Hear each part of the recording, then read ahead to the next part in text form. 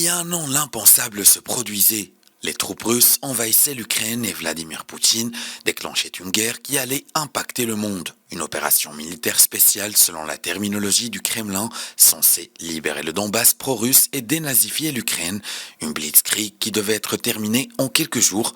Or, rien ne s'est passé comme prévu. Vladimir Poutine avait préjugé de ses forces armées, pourtant plus nombreuses, sous-estimé le sentiment patriotique ukrainien et mal évalué la solidité de l'Union européenne et d'un OTAN qu'on disait en mort cérébrale. Galvanisé par leur président qui est passé d'acteur comique à un incroyable chef de guerre, les Ukrainiens ont résisté de façon héroïque, soutenus par les puissances occidentales. La guerre en Ukraine a surtout déclenché des crises mondiales en cascade, énergétique, alimentaire, géopolitique. Elle a mis à l'épreuve l'unité de l'Union européenne qui a pris des sanctions économiques contre la Russie au risque de déstabiliser les propres économies de ses 27 membres. La guerre est loin d'être finie, mais elle a déjà profondément secoué l'ordre international.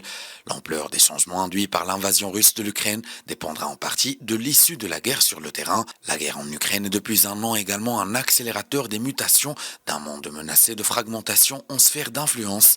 Elle concerne tout particulièrement le Sud global, qui définit surtout par défaut les pays réticents à prendre parti dans ce conflit, exemple pourtant chimiquement pur de la violation des frontières et de la souveraineté d'un pays par un agresseur théoriquement surpuissant.